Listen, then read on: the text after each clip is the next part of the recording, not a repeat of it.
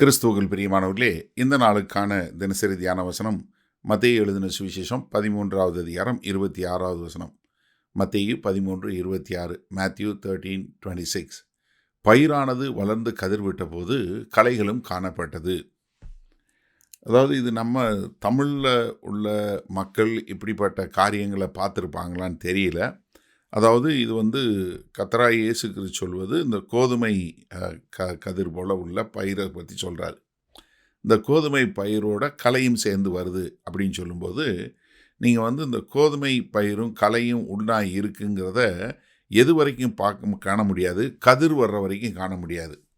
கதிர் வந்தால் எப்படி வித்தியாசம் காண முடியும்னா, இந்த கோதுமை பயிர் மட்டும் அது ஒரு பொன்னிறமான ஒரு ப்ரௌன் கலரில், அந்த மாதிரி ஒரு கலரில் அந்த கதிர் இருக்கும் அந்த நேரத்தில். ஆனால் இந்த களையில் வர்ற கதிர் எப்படி இருக்கு தெரியுமா? கருப்பு கலராக இருக்கும். இது பார்க்குறதுக்கே கொஞ்சம் நல்ல வித்தியாசமாக தெரியும், பார்த்தாலே தெரியும். இது களை, இது பயிர், இது கோதுமை, இது பதர் இருக்கிறது அப்படின்னு சொல்லக்கூடியதான். அதாவது கருப்பு கலராக இருக்கும்.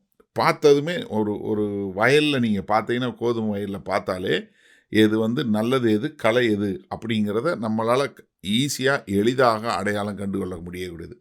அப்போ இங்கே கர்த்தர் சொல்லும்போது என்ன சொல்கிறாரு? ரெண்டும் களை விட்ட போது காணப்பட்டது, களை காணப்பட்டது அப்படின்னு சொல்லும்போது காரணம் என்னென்னா, கனிகள் என்ன, அதனுடைய கனி. இது கர்த்தராகிய இயேசு கிறிஸ்து மலை பிரசங்கத்திலே சொல்லி கொடுத்தார். மத்தேயு 7வது அதிகாரம் 16வது வசனத்திலிருந்து பார்த்தீங்கன்னா, அவர்களுடைய கனிகளினாலே அவர்களை அறிவீர்கள், முச்செடிகளில் திராட்சை பழங்களையும் முட்பூண்டுகளில் அத்திப்பழங்களையும் பறிக்கிறார்களா. அப்போ என்ன, ரெண்டுக்குள்ள வித்தியாசம் என்ன? கனிகள்னால அறியப்படும். அப்படியே நல்ல மரமெல்லாம் நல்ல கனிகளை கொடுக்கும், கெட்ட மரமோ கெட்ட கனிகளை கொடுக்கும். நல்ல மரம் கெட்ட கனிகளை கொடுக்காது, கெட்ட மரம் நல்ல கனிகளை கொடுக்க மாட்டாது. நல்ல கனி கொடாத மரமெல்லாம் வெட்டுண்டு அக்கினியிலே போடப்படும். இதை ஏற்கனவே ஆண்டவர் சொல்லி கொடுத்துட்டார். எதெல்லாம் உண்மையாக கனி கொடுக்கலையோ அதெல்லாம் அறுத்து அக்கினியில் போடப்படும் அப்படின்னு சொல்லிட்டாரு. கடைசியாக முடிக்கும்போது என்ன சொன்னார்? ஆதலால் அவர்களுடைய கனிகளினாலே அவர்களை அறிவீர்கள். அப்போ என்ன, ஒரு உண்மையானவன் யாருங்கிறத, ஒரு உண்மையுள்ளவன், கர்த்தருக்கு பிரியமுள்ளவன் யாருங்கிறத எப்படி அறிந்து கொள்ள முடியும்? அவனுடைய கனிகள் மூலமாக தான். இப்போ பார்த்த உடனே கோதுமை மணியும் தெரியுது, களையும் தெரியுது. அங்கே பார்த்த உடனே அவர்களுக்கு வித்தியாசம் காணக்கூடியதாக எது உண்மையானது, எது போலியானது. அப்போ ஒரு உண்மையான விசுவாசி யார், ஒரு பொய்யான விசுவாசி யார் என்று வித்தியாசம் காண்பது நம்ம எதில் காண முடியும்? அவருடைய வாழ்க்கையில் வரக்கூடிய கனிகளை வைத்துதான் நம்ம காண முடியும். அதனால தான் இங்கே பார்த்த உடனே அடையாளம் கண்டுகொள்ள முடியதாக. இப்போ நம்மளால் அடையாளம் கண்டுகொள்ளக்கூடிய அளவிற்கு இன்றைக்கு நம்ம உலகத்தில் பார்க்க முடியுது. யார் விசுவாசி, யார் விசுவாசி இல்லை.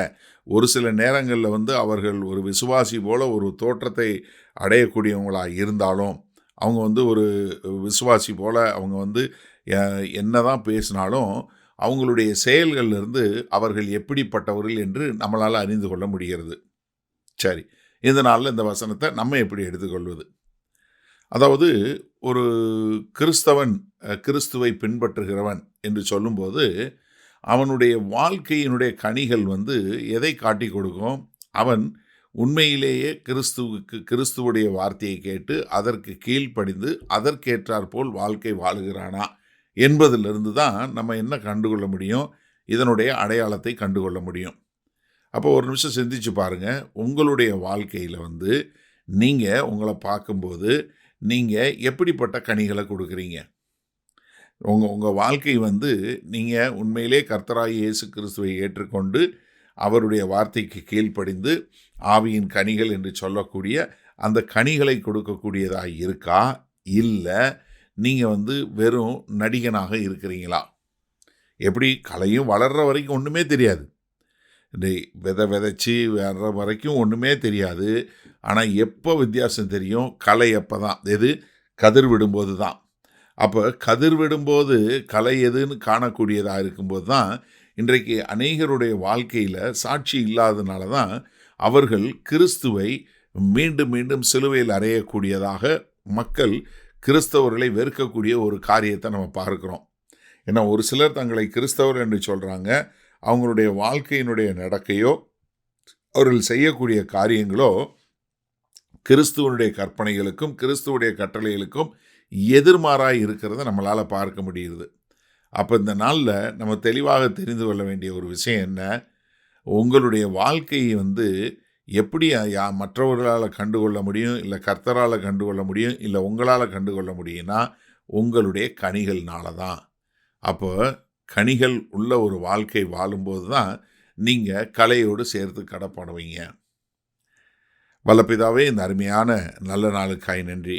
இதோ ஒரு வெள்ளாமை சாகுபடி வரப்போகும்போது அது கதிர்கள் விட்டவுடனே களை எது உண்மையான பயிர் எது என்று தெரிவது போல இந்த கோணலும் மாறுபாடுமான சந்ததியின் உலகத்தில் நாங்கள் வெளிச்சத்தின் பிள்ளைகளாய் கனி நிறைந்தவர்களாய் வாழ எங்களை முழுமையாய் ஒப்புக் கொடுக்கிறோம். மீட்பெரும் இரட்சகருமாகிய இயேசு கிறிஸ்துவின் மூலம் பிதாவே, ஆமேன். கர்த்தர் உங்களை ஆசீர்வதிப்பாராக. நாம் இன்று மாலை மணால சந்திப்போம்.